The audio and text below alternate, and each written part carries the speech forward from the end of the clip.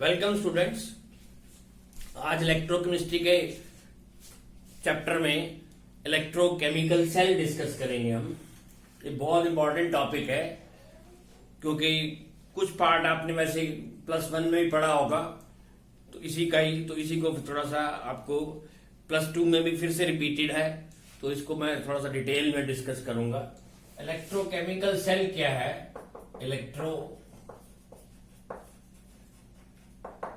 Chemical cell is a device which convert chemical energy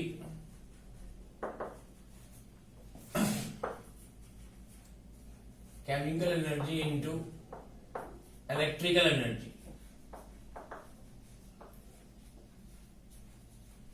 during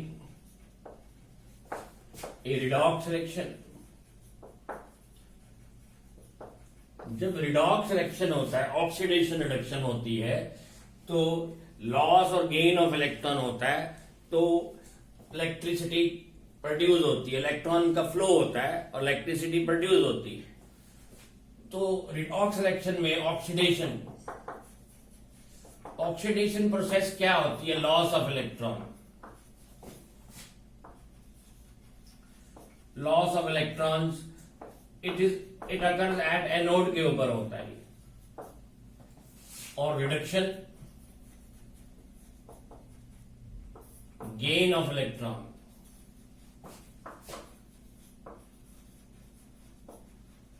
which occurs at cathode के ऊपर होता है। तो इलेक्ट्रोकेमिकल सेल जो है वो हम लेबोरेटरी में प्रिपेयर कर सकते हैं very easily by taking 2 beakers containing electrolytic solutions. तो electrochemical cell can be prepared in the laboratory by taking 2 beakers containing electrolyte of zinc sulfate 1 molar and copper sulfate 1 molar। Different molarity भी ले सकते हैं, 0.1 molar, 0.5 molar, 0.2 molar, लेकिन हम generally 1 molar लेके लिखा होता है बुक्स में। तो इसको जब हम कनेक्ट करते, इनको जब इसमें जिंक सल्फेट सोल्यूशन में जिंक की रॉड डिप करते हैं और कॉपर सल्फेट सोल्यूशन में कॉपर की रॉड डिप करते हैं, और इनको हम कनेक्ट कर देते हैं थ्रू वोल्ट मीटर से कनेक्ट कर दिया, तो nothing happens, no current flows, no flow of electron take place, nothing happens. लेकिन जैसे ही इसके अंदर सर्किट को कंप्लीट करने के लिए एक यू शेप की ट्यूब जो है इसमें रखते हैं इन्वर्टेड, विच कंटेन्स इलेक्ट्रोलाइट। इसके अंदर इलेक्ट्रोलाइट की पेस्ट भरी होती है। इस यू शेप ट्यूब को हम बोलते हैं सॉल्ट ब्रिज बोलते हैं इसको। तो जैसे ही सॉल्ट ब्रिज रखते हैं, electron begin to flow, current flow करने लग जाता है, the cell begin to work. तो होता क्या है कि जिंक जो लिया था हमने, रॉड जो ली थी जिंक मेटल की, वो जिंक सल्फेट सोल्यूशन में जैसे ही हमने डिप किया तो और उसको कनेक्ट कर दिया कॉपर सल्फेट सोल्यूशन के साथ, तो zinc start losing electron, loss of electron होना शुरू हो जाता है जिंक का एट एनोड।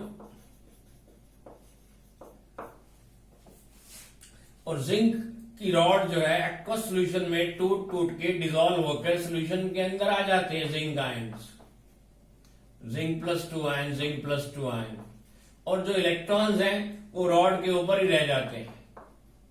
इस तरीके से जिंक की जो इलेक्ट्रोड है, it acquire negative charge due to accumulation of electrons. तो नेगेटिव चार्ज एक्वायर कर लेती है, क्योंकि this process is occurring at anode, इसलिए इसका नाम एनोड दिया हुआ हमने। दूसरा, कॉपर सल्फेट सोल्यूशन में जो कॉपर के आयन्स हैं सोल्यूशन के अंदर, copper ion, sulphate ion, they strike on the walls of the copper tube, copper electrode and gain electron। कैसे? तो पॉजिटिव चार्ज, क्योंकि metal is made up of positively charged kernels and mobile electrons. Positive charge kernels and mobile electron, ये positive charge जो electrons है negatively charge, उनको gain करके वहीं deposit हो जाएंगे और पॉजिटिव चार्ज कर्नल्स सिर्फ बचे रह जाएंगे। इलेक्ट्रॉन गेन कर लेंगे कॉपर के आयन्स, कहां से? कॉपर की ही रॉड से, तो कॉपर सॉलिड बन जाएगा and this occur at cathode. और क्योंकि electron has been now consumed by the copper aqueous ion present in the solution, now only copper kernels रह जाएंगे, तो इसलिए rod will acquire deficiency of electron and therefore it will acquire positive charge and this occurs at cathode। और anode और cathode के ऊपर loss और gain of electron होने लग गया। Electron will start moving from, क्योंकि इस तरफ इलेक्ट्रॉन एक्सेस में है और इस तरफ इलेक्ट्रॉन की डेफिशिएंसी है, the electron will start moving from anode to cathode की तरफ जाने लग जाएंगे।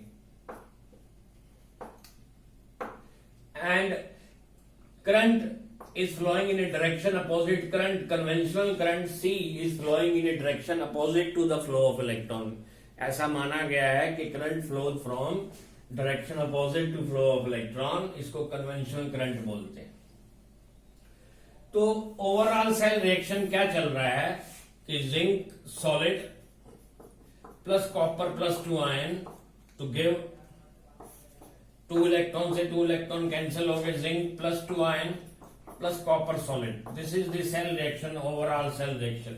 ये जो सेल हो रहा है एनोड के ऊपर, ये ऑक्सीडेशन हाफ सेल रिएक्शन है, oxidation half cell reaction occurring at anode, और ये reduction half cell reaction occurring at cathode.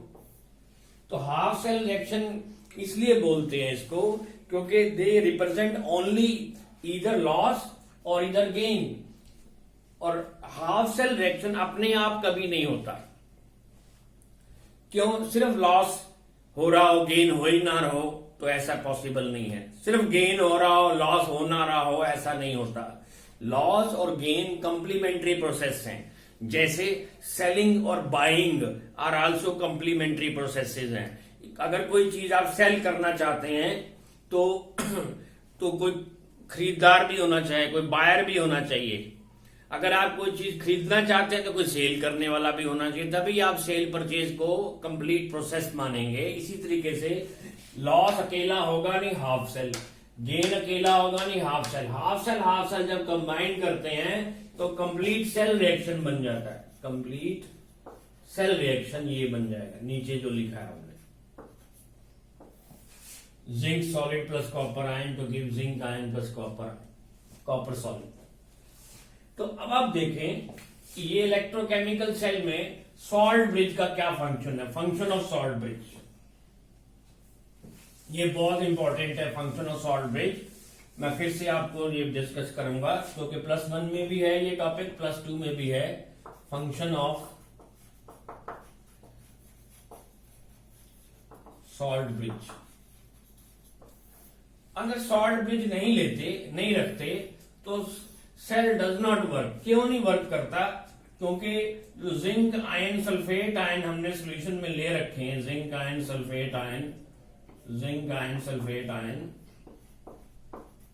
जैसे इसमें जिंक की रॉड भी डिप कर रखी है हमने, जिंक इलेक्ट्रोड जिंक सल्फेट में, तो हर एलिमेंट की अपनी टेंडेंसी होती है इधर टू लूज इलेक्ट्रॉन और टू गेन इलेक्ट्रॉन, इधर in order to complete its octet. अपना ऑक्टेट या स्टेबिलिटी गेन करने के लिए, अपने आप की इलेक्ट्रॉनिक कॉन्फ़िगरेशन को स्टेबल एक्वायर करने के लिए, हाफ फिल्ड फुली फिल्ड रखने के लिए, या तो एलिमेंट की लूजिंग टेंडेंसी होती है इलेक्ट्रॉन की या फिर गेनिंग टेंडेंसी होती है। तो अब आप देखें कि इसमें जिंक की रॉड जो है ले रखी है। जिंक की रॉड किस चीज से बनी है? जिंक मेटल से बनी है। मेटल किस चीज से बना होता है? Metal is made up of positively charged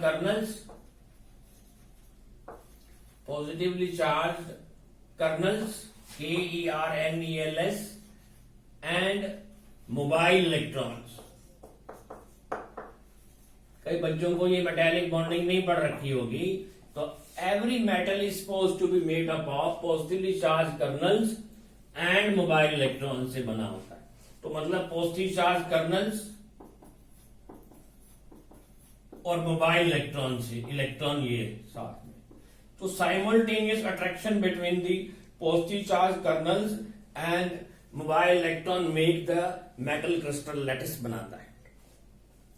अब क्या होता है कि जैसे ही जिंक की रॉड को जिंक सल्फेट सोल्यूशन में डिप किया तो पॉजिटिव चार्ज कर्नल्स तो सोल्यूशन के अंदर आना शुरू हो जाते हैं, जिंक बन के, आयन बन के।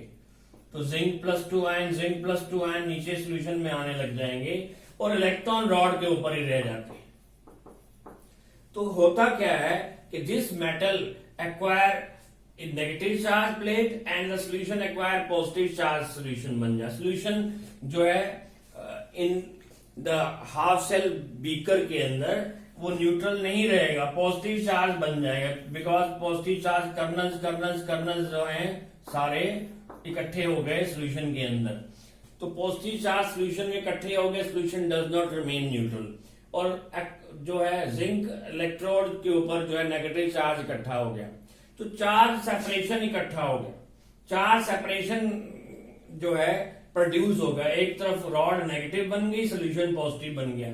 This tend to attain a potential called electrode potential बोलते हैं इसको। इलेक्ट्रोड पोटेंशियल डेवलप हो गया,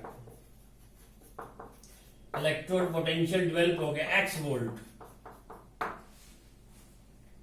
जिंक की लूजिंग टेंडेंसी की वजह से when the zinc electrode is placed in its zinc sulphate solution या जिंक क्लोराइड सोल्यूशन या जिंक नाइट्रेट के आयनों के सोल्यूशन में जैसे ही प्लेस करेंगे तो zinc acquire negative charge and the solution acquire positive charge, charge separation would take place. Charge separation leads to development of electrode potential called electrode potential known as x volts, represented by x volt develop हो जाएगा। तो वो solution neutral नहीं रहेगा, solution does not remain neutral नहीं रहता। दूसरे half cell में भी ऐसा ही रहता है। दूसरे हाफ सेल में भी ऐसा ही क्या रहता है कि जैसे ही हम कॉपर की रॉड डिप करते हैं कॉपर के सॉल्यूशन में, कॉपर की रॉड मेटल की किस चीज से बनी है? Copper metal is made up of positive charge kernels and mobile electrons, electron से बनी। अब होता क्या है कि कॉपर के आयन जो हैं और सल्फेट आयन जो सॉल्यूशन के अंदर हैं, तो दे स्ट्राइक, कॉपर के आयन स्ट्राइक करते हैं on the walls of the copper plate electrode, और वहां वाले इलेक्ट्रॉन गेन करके वहीं डिपॉजिट हो जाते हैं, वहां वाले इलेक्ट्रॉन गेन करके वहीं डिपॉजिट हो जाते हैं। तो इलेक्ट्रॉन्स आर बीइंग कंज्यूम्ड, तो बचा क्या? पॉजिटिव कर्नल बचा, तो एक्वायर पॉजिटिव चार्ज आ जाएगा सोल्यूशन, क्योंकि सोल्यूशन में से कॉपर के आयन जो है वो डिपॉजिट हो रहे हैं, कॉपर आयन कम हो रहे हैं, कॉपर मेटल बन रहा है न्यूट्रल, तो इसलिए जो सॉल्यूशन के अंदर सल्फेट आयन रह जाएंगे। तो solution will acquire negative charge and the copper plate will acquire positive charge. इसमें भी चार्ज सेपरेशन एक्वायर हो गई, चार्ज सेपरेशन डेवलप हो गई, called Y volt, known as represented by Y volt से हम मान लो रिप्रेजेंट करते हैं। तो हर एक इलेक्ट्रोड अपना अपना इलेक्ट्रोड पोटेंशियल डेवलप कर लेता है, और ये इलेक्ट्रोड पोटेंशियल क्या होता है? This electrode potential is the either tendency to lose electron और tendency to gain electron by the element, उसको इलेक्ट्रोड पोटेंशियल में मापते हैं हम लोग। तो इलेक्ट्रोड पोटेंशियल डेवलप हो जाता है और सोल्यूशन इसमें भी सारा नेगेटिव नेगेटिव नेगेटिव नेगेटिव बन जाएगा।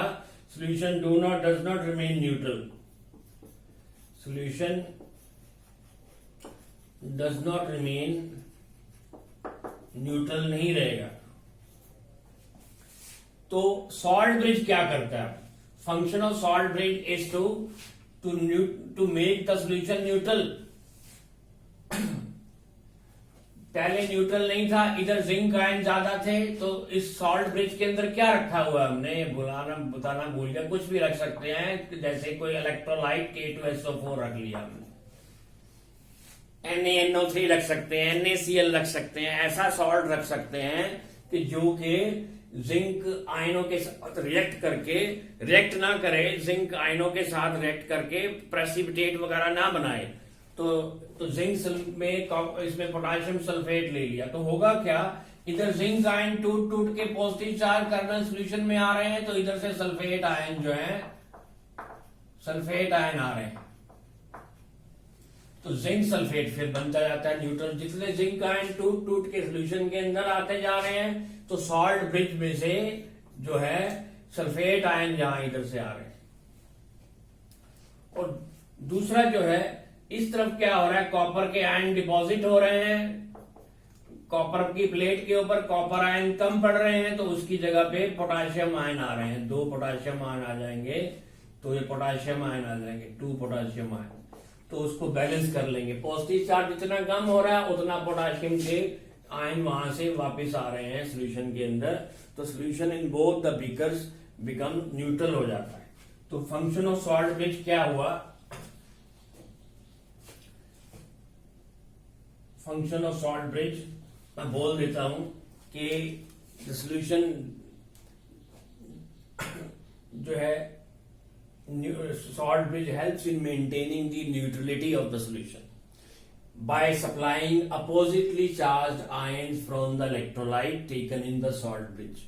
फिर से सुन लिए, 2 इसमें जो है फंक्शन है इसके। नंबर 1 फंक्शन है न्यूट्रलिटी मेंटेन करता है, it helps in maintaining the neutrality by supplying oppositely charge ion, इधर जिंक आयन आ रहे हैं तो इधर सल्फेट आयन आएंगे, oppositely charge ion from the electrolyte taken in the salt bridge, तो इसलिए न्यूट्रलिटी मेंटेन करता है, it maintains the neutrality.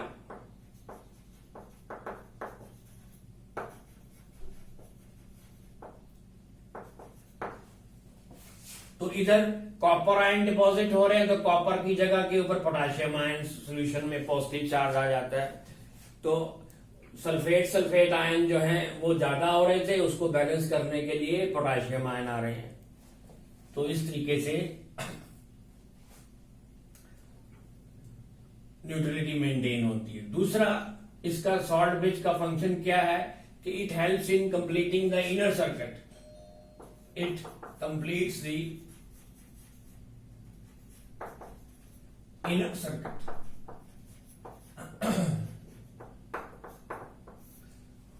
Inner circuit को कंप्लीट करता है। अब जैसे बाहर से क्या हो रहा है, इलेक्ट्रॉन मूव कर रहे हैं, इलेक्ट्रॉन एक्सटर्नल सर्किट में मूव कर रहे हैं, इधर क्या हो रहा है, इधर देखो कि इधर सल्फेट आयन की डिमांड है, इस तरफ जो है सल्फेट आयन की डिमांड है, यहां पर आर इन डिमांड्स में है, तो और इस तरफ जो है सल्फेट आयन एक्सेस में है, यहां पर सल्फेट आयन एक्सेस में है, तो क्या हो रहा है, सल्फेट आयन यहां से निकलेंगे, सॉल्ट ब्रिज से होते हुए इधर आ जाएंगे, सॉल्ट ब्रिज से होते हुए इधर आ जाएंगे, सॉल्ट ब्रिज इधर से सल्फेट आयन मूव करते हुए एक ब्रिज का काम कर रहा है। सॉल्ट ब्रिज के नाम से ही पता चल रहा है कि it helps in migration of ion from one solution to other solution by it completes the inner circuit by migration of ions. Ions को माइग्रेट कराने में हेल्प कर रहा है।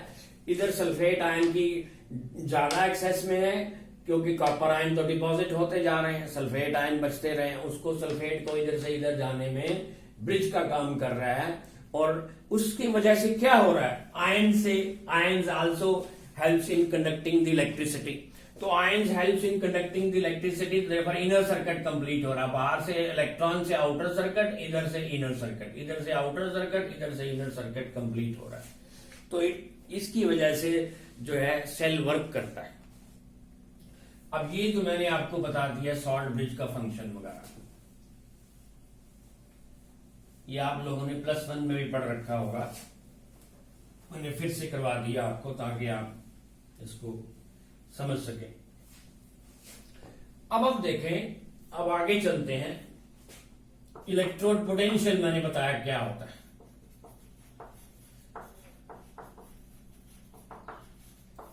इलेक्ट्रोड पोटेंशियल, तो इलेक्ट्रोड पोटेंशियल क्या है? It is the tendency of an element or its ion to undergo either oxidation,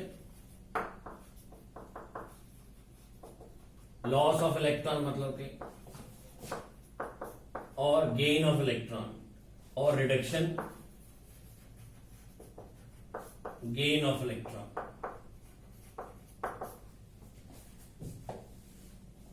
When the element is in contact with its ionic solution, ionic solution में contact में होता है। जैसे zinc की rod, electrode, zinc element जो है, it is in contact with its zinc sulphate ionic solution में। इसी तरीके से कॉपर की रॉड जो है, it is in contact with copper sulphate solution.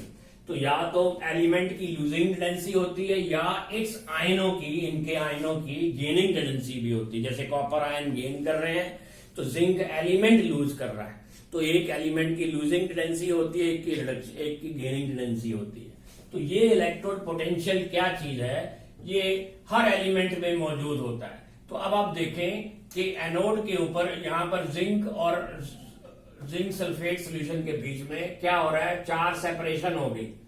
एक तरफ चार्ज नेगेटिव इकट्ठा हो रहा है, एक तरफ पॉजिटिव सॉल्यूशन बन रहा है थ्योरेटिकली। तो थ्योरेटिकली क्या हो रहा है, एक्स वोल्ट डेवलप होगा इसमें ड्यू टू चार्ज सेपरेशन। हर एलिमेंट अपने ही, जब मेटल अपने ही आयनों के साथ कांटेक्ट में होता है तो उसकी लूजिंग या गेनिंग टेंडेंसी होती है, और लूजिंग या gaining tendency always lead to charge separation, और charge separation develops electrode potential, X volt develop हो जाता है। इसी तरीके से इसमें ये रॉड पॉजिटिव बन जाती है और सोल्यूशन का नेगेटिव सल्फेट आयन बन जाता है, इसमें वाई वोल्ट डेवलप हो जाते हैं। तो एक तरफ एक्स वोल्ट, एक तरफ वाई वोल्ट डेवलप हो गए। तो ये जो डेवलप हुए, they are called electrode potentials. तो इलेक्ट्रोड पोटेंशियल डेवलप हो गए, तो अब वोल्ट मीटर क्या बताता है, वोल्ट मीटर पोटेंशियल डिफरेंस बता रहा है। वोल्ट मीटर पोटेंशियल डिफरेंस बताता है X minus Y. Oxidation potential of anode जो है अपना minus oxidation potential of cathode करके निकाल सकते हैं। Oxidation potential of cathode minus oxidation potential of anode करके हम निकाल सकते हैं, डिफरेंस निकाल सकते हैं। वो डिफरेंस की जो रीडिंग देगा वो वोल्ट मीटर देगा। तो इसका मतलब है कि इलेक्ट्रोकेमिकल सेल में एक्स की वैल्यू और वाई की वैल्यू तो नहीं निकाली जा सकती, वो एक्स माइनस वाई की वोल्ट की डिफरेंस पता चल रहा है, बिकॉज इलेक्ट्रॉन फ्लो कर रहे हैं। इलेक्ट्रॉन फ्लो कब करते हैं, according to physics electron flow तब करते हैं जब there exist a potential difference, और पोटेंशियल डिफरेंस एग्जिस्ट कर रहा है बिटवीन एनोड एंड कैथोड। तो वे पोटेंशियल डिफरेंस नाम की चीज एग्जिस्ट कर रही है, तो पोटेंशियल भी तो एग्जिस्ट कर रहा होगा। पोटेंशियल एग्जिस्ट कर रहा है, उसको इलेक्ट्रोड पोटेंशियल बोलते हैं, और वो electrode potential X volt Y volt होता है। लेकिन इसमें सबसे इंपॉर्टेंट बात यह है कि एक्स की वैल्यू और वाई की वैल्यू, एब्सोल्यूट वैल्यू कितनी होगी वो नहीं निकाली जा सकती। The absolute value of electrode potential of a single electrode cannot be determined।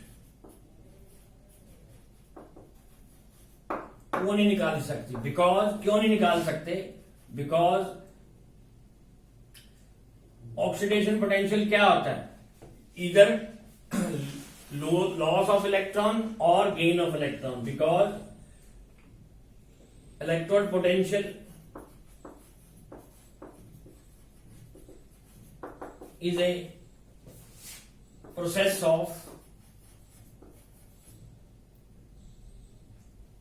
process involving only half cell reaction, सिर्फ लॉस या सिर्फ गेन, और वर्ड लिखा हुआ है ओनली लॉस और ईदर लॉस और गेन, तो half cell reaction which do not occur by itself, अपने आप होता नहीं है। मैंने अभी आपको एग्जाम्पल में बताया था कि जैसे सेलिंग और buying is a complementary process होती है, तो इसी तरीके से गेन और लॉस भी कंप्लीमेंट्री प्रोसेस है। अपने आप लॉस, अपने आप गेन नहीं होता। तो जब अपने आप लॉस नहीं होता तो उसकी पोटेंशियल की वैल्यू कहां से निकाल लेंगे? नहीं निकाल सकते। तो अकेला गेन नहीं होता, उसकी गेनिंग की टेंडेंसी अकेली नहीं निकाल सकते। तो फिर अब एब्सोल्यूट वैल्यू नहीं निकाल सकते, तो हम क्या करते हैं? हम फिर रिलेटिव वैल्यू निकालते हैं।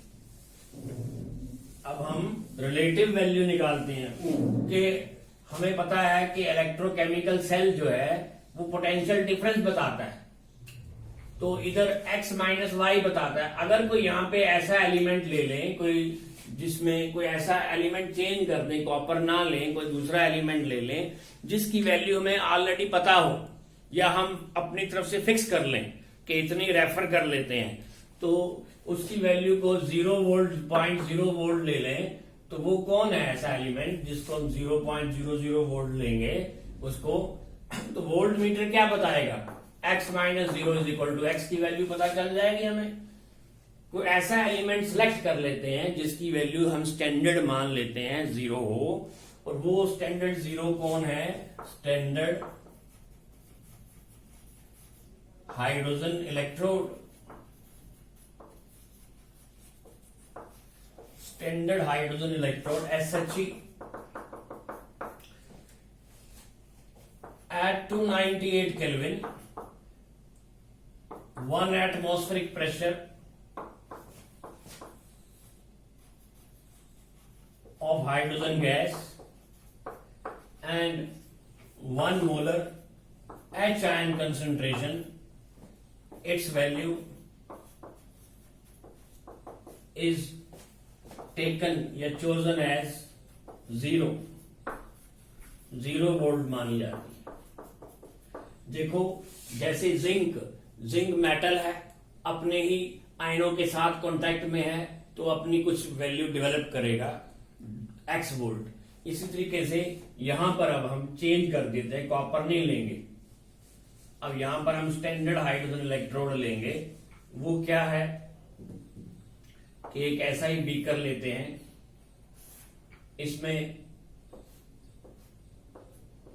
ऐसा इलेक्ट्रोड बनाते हैं ऐसा कि जिसमें स्टैंडर्ड हाइड्रोजन की गैस जो है यहां पर बबल करते हैं, hydrogen gas at 1 atmospheric pressure. यहां पे प्लाटिनम की स्ट्रिप लगी होती है, इसको डिप किया होता है हमने, ये सॉल्ट ब्रिज तो लगाना ही पड़ेगा, तो इसको डिप किया होता है हमने 1 मोलर HCl, ताकि 1 मोल H आयन सप्लाई कर देंगे। 1 मोलर HCl ले लें और 298 केल्विन टेम्परेचर के ऊपर ये सारा प्रोसेस करवाते हैं। तो अंडर दिस कंडीशन इसकी जो वैल्यू है 0.00 वोल्ट आएगी। तो x माइनस 0 जो है हमारे पास x की वैल्यू, जिंक की वैल्यू पता चल जाएगी। ऐसे ही जिंक की वैल्यू निकाल सकते हैं हम, आयरन की निकाल सकते हैं, निकल की निकाल सकते हैं, एल्यूमिनियम की निकाल सकते हैं, लूजिंग टेंडेंसी। तो ये जब स्टैंडर्ड हाइड्रोजन इलेक्ट्रोड को अब रेफरेंस लेकर इसकी वैल्यू, जिंक की वैल्यू को पता लगाएंगे, तो जिंक की वैल्यू, जिंक लूज करेगा इलेक्ट्रॉन। इधर वाला जो लेफ्ट के ऊपर होता है वो उसकी हमेशा ऑक्सीडेशन होती है बीकर की, तो ऑक्सीडेशन एनोड होता है वो, और इधर जो राइट वाला होता है वो रिडक्शन होती है उसकी, और वो कैथोड होता है।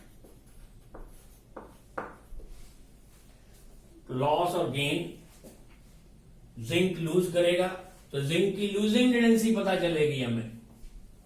तो जिंक की लूजिंग टेंडेंसी कितनी होगी? E naught standard value under 1 molar condition 298 Kelvin, zinc to zinc ion is 0.76 volt आएगी। तो हाइड्रोजन आयन गेन कर रहा होगा, तो हाइड्रोजन आयन की गेनिंग टेंडेंसी जो होगी H आयन की, 2H आयन गेन कर रहे होंगे तो H2 गैस बन रही होगी, तो उसकी वैल्यू 0.00 वोल्ट एज रेफरेंस लेके चलेंगे।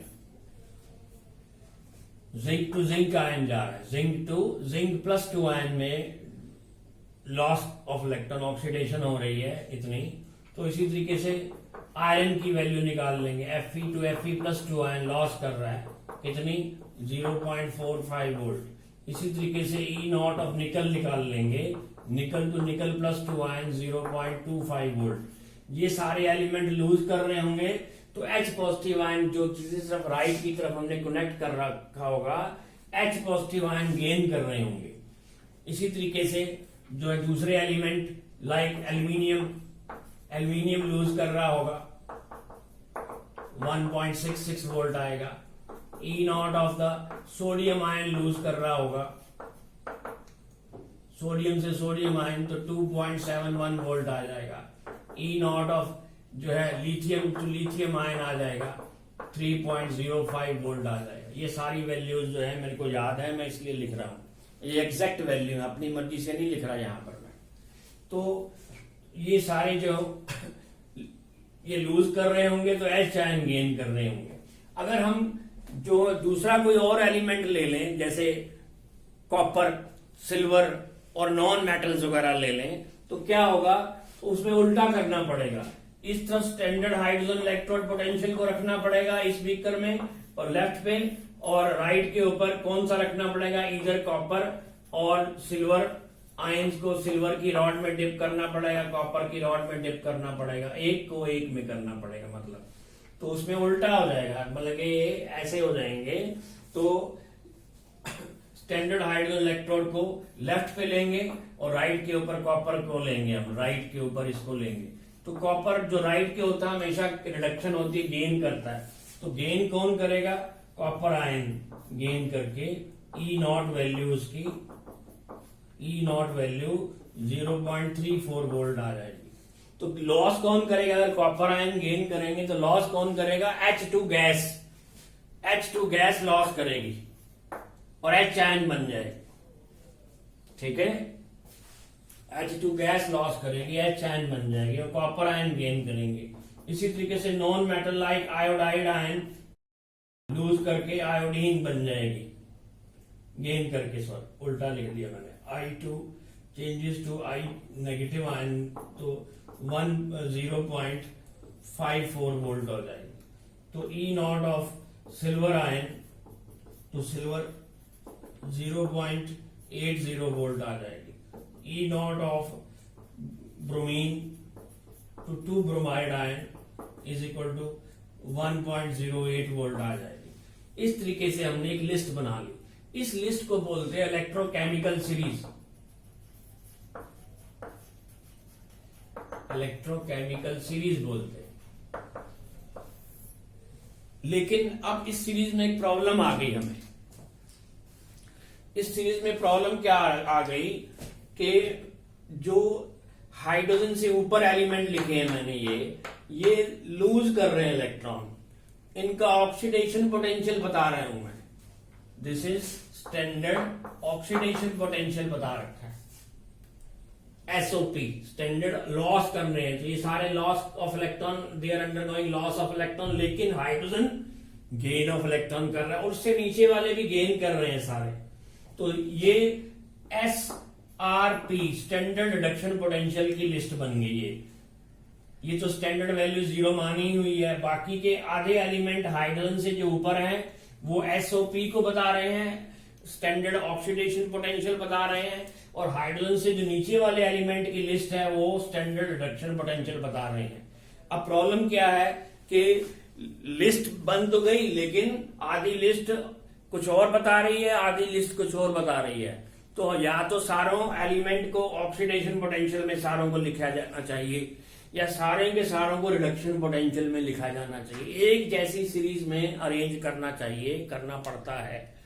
तो हमारे IUPAC सिस्टम में भी जो है ये इलेक्ट्रोकेमिकल सीरीज के इलेक्ट्रोड पोटेंशियल जो हैं ये SRP में दे रखे हैं, सारे के सारे SOP में नहीं दिया हुआ, SRP में देने की वजह से क्या हुआ, इनके साइन चेंज कर देंगे। ये लिथियम आयन गेन करके लिथियम जा रहा है माइनस साइन में, सोडियम आयन गेन करके सोडियम में जा रहा है माइनस हो जाएगा, एल्यूमिनियम +3 आयन गेन करके एल्यूमिनियम में जाया माइनस, जिंक आयन गेन करके माइनस, Fe+2 आयन चेंज कर गेन करके माइनस में जा रहा है। इनका रिडक्शन पोटेंशियल माइनस में लिखेंगे। तो ऐसा करने से क्या है, सारी लिस्ट एक जैसी बन गई, सारी लिस्ट एक जैसी बन गई। इस लिस्ट को इलेक्ट्रोड केमिकल सीरीज बोलते हैं। This is standard reduction electrode potentials है, ये स्टैंडर्ड रिडक्शन इलेक्ट्रोड पोटेंशियल सबकी बन गई लिस्ट ये। इस सीरीज की एप्लीकेशन जो है बहुत इंपॉर्टेंट है, जो हम फिर अगली क्लास में डिस्कस करेंगे, एप्लीकेशंस ऑफ इलेक्ट्रोकेमिकल सीरीज। ठीक है बच्चों, ये कैसे डेवलप हुई, by taking hydrogen element as a reference element whose value is chosen as 0 volt, उसको कनेक्ट किया इन एलिमेंट से, अलग अलग एलिमेंट से, तो उनकी जो रीडिंग आई वोल्ट मीटर से, तो x-0 xy-0 ऐसे करके आ गई। तो ये वैल्यू हमने पहले ऑक्सीडेशन में निकाली, फिर जिनकी रिडक्शन हुई रिडक्शन में निकाली, फिर इन सबको साइन चेंज करके जिनकी ऑक्सीडेशन थी उनको भी रिडक्शन में लिख दिया। तो ये तो ऑलरेडी रिडक्शन में लिखे हुए थे, रिडक्शन में लिख दिया, तो ये हमारी एक लिस्ट बन गई जिसको इलेक्ट्रोकेमिकल सीरीज बोलते हैं। तो इसको आगे कंटिन्यू करेंगे, एप्लीकेशंस ऑफ इलेक्ट्रोकेमिकल सीरीज अगले चैप्टर में। और अगर आपको मेरी वीडियो लाइक लग रही है, अच्छी लग रही हैं, तो आप मेरे चैनल को सब्सक्राइब करिए, लाइक करिए जरूर। This is my request. Thank you very much.